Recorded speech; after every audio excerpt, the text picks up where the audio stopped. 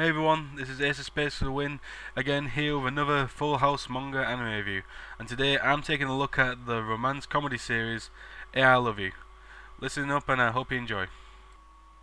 Now, a few of you watching this may be familiar with this particular style of art, and if you are, then it's also likely that you're familiar with the name of Ken Akamatsu. Ken Akamatsu is a manga author who has gotten famous for his bestsellers Love Hina and Negima manga series, both romantic comedies with a harem setting. So, where does I Love You fall in all this? Well, the series was one of Ken's earlier projects, which he did before moving on to write his bestsellers. Being one of his earlier works, it's quite clear how he was still developing his artwork at the time. I mean, by the final volumes, his drawings look quite different from those at the beginning of the series. I think this series was also one of the first times people got to see the perverted sexual comedy he became quite famous for.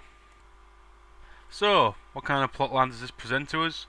Well, Hitoshi Kobe is your poor, unlucky, and athletically challenged student whose life just plain sucks. The only talent this guy's got is the knack for creating artificial intelligences. His latest creation, number 30, named Sati, is his favourite and is the only girl he can really talk to.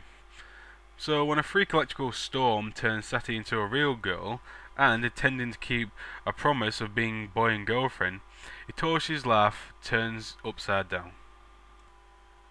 So the series follows this couple's developing relationship, with some unique storyline possibilities available, with Sati being an AI, like her being able to physically enter the internet. And I think this concept keeps the storyline from being bland, and helps it to break away from the mould. Of course, it should be noted that this manga was written in the mid-90s, so of course certain things weren't possible for computers back then. I mean, it seemed unrealistic for anyone to have a CD burner, let alone high-speed internet connection. Like its successors, I Love You has a harem element, but whereas they have a large household, or to the extreme, an all-girls school going after our main protagonist, this household only has 4 people, and this is including Hitoshi and Sati, and the couple is pretty much set from the beginning of the story. Hitoshi is really the only guy who appears throughout the series, but there's a wide range of girls who crop up all the time. Most of these appear for only one chapter, while some of these are support characters who appear again and again. Most notably are Sati's AI sisters. I could go through a list of different girl characters, but for the purpose of this review, I'm just going to focus on the 2 people that really matter the most in this story, our couple, Hitoshi and Sati. Starting with Hitoshi, as I've said before, he hasn't got much going for him except his computer skills, but these skills he does have, he's a genius with, proving time and again with different upgrades and gadgets for his AIs that he's not the loser that he thinks he is. To other girls, he comes off as a bit dorky, but in truth, once they get to know him, he really is an honest, kind-hearted individual. I think this is what women and Sati do really adore about him. I think it's safe to say also that his isolation from women over these years has made him a bit of a pervert. Actually, scratch that, maybe too much of a pervert. But I'm going to talk about that later. Sati is overall the most caring and almost like a mother figure in the household, and like Hitoshi, she has a kind-hearted nature, which may explain why they get on so well. Especially in the beginning, she's quite ditzy, as she doesn't understand anything yet because she's still learning, but as she matures, we see a bit less of this side of her. Although she gets a bit upset about Hitoshi's pervertedness sometimes, the 2 still care about each other very much, and I think they do make a good couple. Looking at the plot overall, I think it was well done. In the beginning volumes, our characters start to develop, they get into some crazy situations, with good comedy all around, and it even has time for some dramatic chapters. I think the story began to suffer a bit, however, about halfway through, when the sexual comedy began to increase.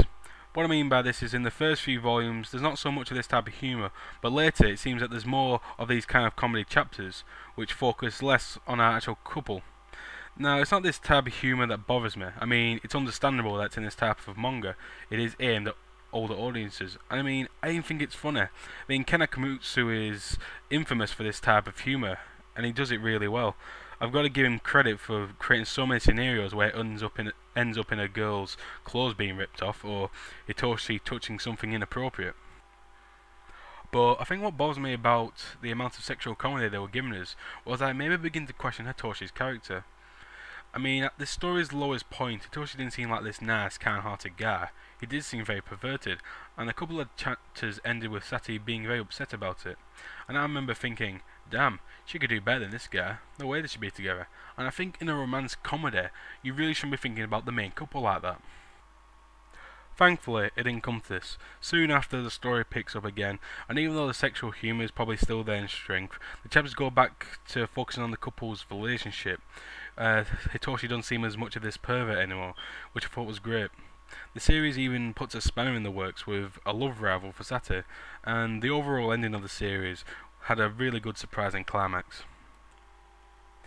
True, the sexual comedy is one of the things that give this series its charm, but I mean, behind the bikini-clad girls, the bloody noses, and the ripping off of clothes, I think it's this story's great plotline and lovable couple, which make it a winner for me. Right, I think I've said everything I wanted to say now about this particular manga, so I think it's time to sum up my thoughts on I Love You.